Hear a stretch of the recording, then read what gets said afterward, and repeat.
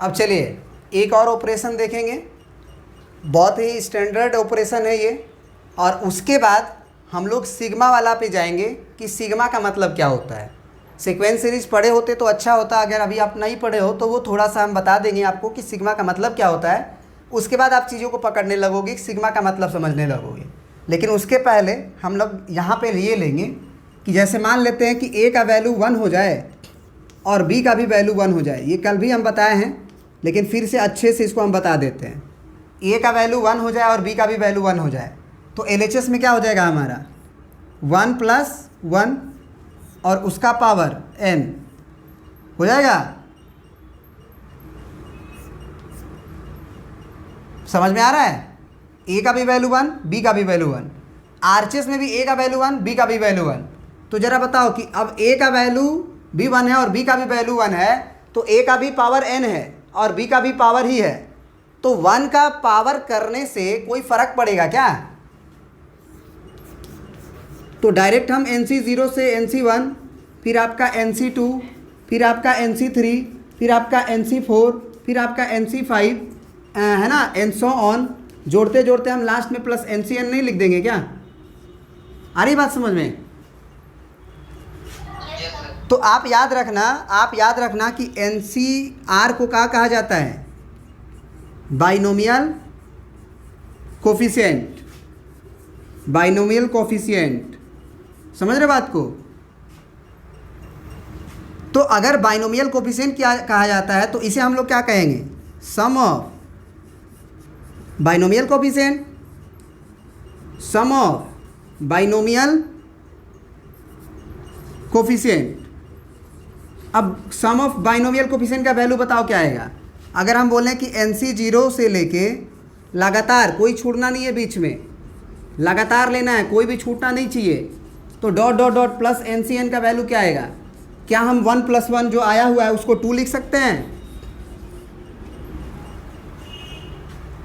यही ना आ रहा है?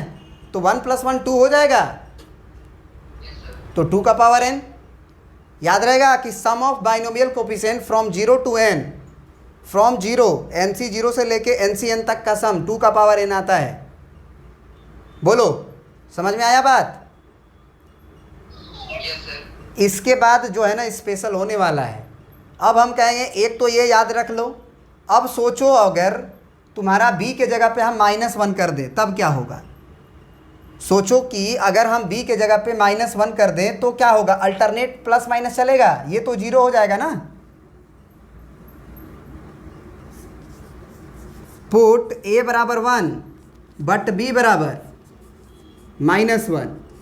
ए को बोला गया कि आप 1 पुट करो इसी में और बी के जगह पे आप -1 पुट करो, तो ये 1 - 1 का पावर 0 हो जाएगा ना। और RHS में जो होगा, आप याद होगा कि आपको हम बोले थे कि अगर यहाँ माइनस आ चुका है तो प्लस माइनस अल्टरनेट आएगा, दोनों तो 1 ही है। तो NC0 के बाद NC1 आएगा माइनस में, फिर आपका प्लस में NC2 आएगा, फिर माइनस में NC3 आएगा, फिर प्लस में NC4 आएगा, फिर आपका माइनस में आएगा NC5। क्या ये बात समझ में रहे हो या फिर हमें समझाना पड़ेगा?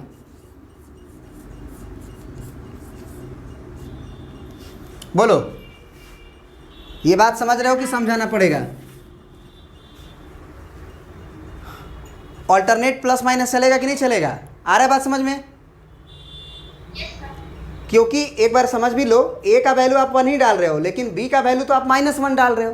तो b का वैल्यू -1 डालने की वजह से और b का पावर जहाँ जहाँ ऑड रहेगा वहाँ वहाँ वो माइनस देगा। तो ऑड कहाँ रहेगा? b आपका सेकेंड एंट्री होता है और सेकेंड एंट्री कहाँ से आता है? c के लोअर सफिक्स से। तो जहाँ भी C1 होगा, C3 होगा, C5 होगा, C3 होगा तो b का पावर 3, तो यानी कि -1 का पावर 3, C5 होगा तो b का पावर -b का पावर 5। तो कहने का ये मतलब है कि जहाँ c का लोअर सफिक्स ऑड नंबर रहेगा वहाँ माइनस आएगा और जहाँ इवन रहेगा c का लोअर सफिक्स वहाँ प्लस आएगा। ये बात समझ में आ गई? तो अब ज़रा बताओ आप हमें, इसको थोड़ा सा मिटाएंगे। चलिए, अब यहाँ तक बात तो समझ में आ गया होगा। रिजल्ट नंबर 1 हम पढ़ा दिए, रिजल्ट नंबर 2 पढ़ा दिए कि NC0 प्लस में अगर प्लस की शुरुआत हो, मतलब सारे टर्म प्लस में हो, तो NC0 NC1 NC2 इस सब का सम 2 का पावर n होगा, और NC0 minus NC1 plus NC2 minus NC3 अगर अल्टरनेट प्लस माइनस हो तो उसका वैल्यू 0 होगा। याद रहेगा ये? Yes sir. रिजल्ट नंबर 3 जो है ना वो बहुत खास है, इसको अगर समझ गए तो समझ लो बहुत सारा क्वेश्चन आसानी से बन जाएगा। सारे माइनस वाले टर्म को RHS में भेजो, तो जितना भी 1 है 3 है 5 है वो भी वही ना माइनस में होगा। NC0 हो गया, NC आपका 2 हो गया, फिर आगे यहाँ पे NC4 आया होगा, वो तो सारे प्लस में होंगे ना। तो ये बराबर में जो आएगा वो क्या आएगा? NC1, क्योंकि माइनस में NC1 है तो बराबर को उधर भेजे तो प्लस NC1, फिर NC आपका 3 भेजे तो वो भी प्लस NC3, फिर बराबर में इधर भेजे तो NC5 प्लस, फिर से इसी तरह से डॉट डॉट डॉट बढ़ेगा, है ना। बात समझ रहे हो कि नहीं समझ रहे हो? जितना भी ऑड वाला टर्म है वो लेफ्ट हैंड साइड से हम राइट हैंड साइड में भेज देंगे, तो इसका मतलब ये हुआ कि इवन बाइनोमियल कोफिशिएंट का सम बराबर हो जाएगा ऑड बाइनोमियल कोफिशिएंट का sum, odd in the terms of C का लोअर सफिक्स। सी का लोअर सफिक्स का जो इवन नंबर का ऑफ टर्म्स है 0 2 4 6, वही जो सम है वो NC1 NC3 NC5 NC7 के बराबर होगा। ये कंफर्म है? कोई दिक्कत है इसमें? No sir. अब यहाँ के बाद देखो, यहाँ के बाद हम क्या करने वाले हैं, बहुत इंपॉर्टेंट थिंकिंग है। ऐड बोथ साइड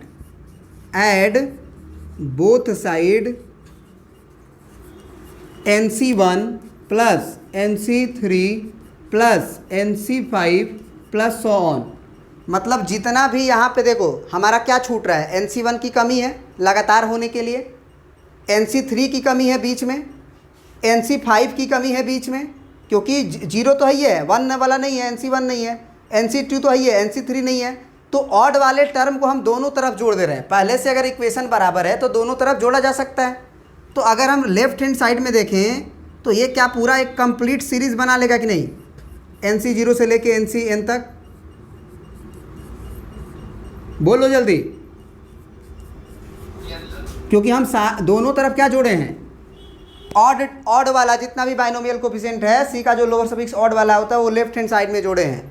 अब हमारा ये डॉट डॉट डॉट ये क्या बन जाएगा, पूरा कंप्लीट। बोलो, कंप्लीट बन जाएगा NCn।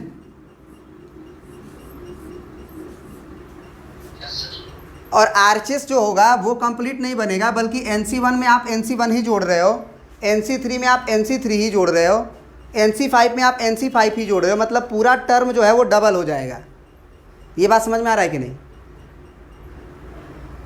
NC1 पहले से है, आप फिर से NC1 जोड़ रहे हो तो 2 NC1 नहीं होगा? बोलो। उसी तरह से NC3 है, पहले से आप दोनों तरफ ने NC3 जोड़ रहे हो, ये वाला चीज़ है आप दोनों तरफ कर रहे हो, तो दोनों तरफ कर रहे हो तो NC3 उधर जुड़ेगा, तो NC1 2 थोड़ी है वहाँ पे कि अलग अलग रहेगा, वो NC3 से मिलके 2 NC3 होगा। तो एक काम करते हैं ना, हम 2 कॉमन ले लेते हैं, दिक्कत क्या है, प्लस डॉट डॉट डॉट, हम 2 कॉमन ले लेते हैं। बात समझ में आई?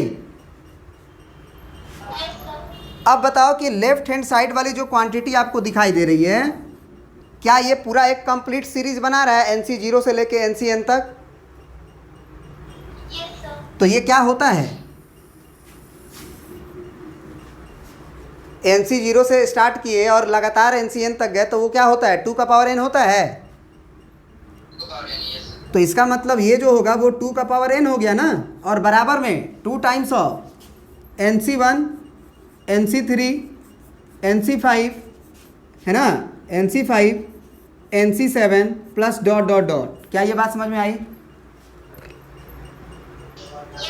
अब इस 2 को हम लेफ्ट हैंड साइड में भेज दें तो ज़रा आप हमें बताओ कि ये ऑड टर्म का जो सम है NC1 NC3 NC5 है ना, NC5 plus dot dot dot, ये जोड़ जो है क्या 2 का पावर n डिवाइडेड बाई 2 नहीं आएगा क्या? अब ज़रा आप हमें बताओ कि 2 का पावर n डिवाइडेड बाई 2 कितना आएगा? कितना आएगा 2 का पावर n माइनस 1, क्योंकि बेस सेम है ना, बेस सेम है ना, 2 का पावर n है और 2 है, तो यहाँ 1 छुपा है, तो बेस सेम है तो 2 का पावर n माइनस 1। ये बात समझ में आई? Yes sir. अब यहाँ से खास बात क्या था रिजल्ट नंबर 3 में, वो समझो। रिजल्ट नंबर 3 में आरएचएस में क्या था, NC1 plus NC3 plus NC5 plus NC7, और अभी जो रिजल्ट आया है वो भी क्या आया हुआ है, NC1 NC3 NC5 dot dot dot, odd term का सम। तो ऑड टर्म का सम हम पता कर लिए ना कि 2 का पावर n माइनस 1 होगा।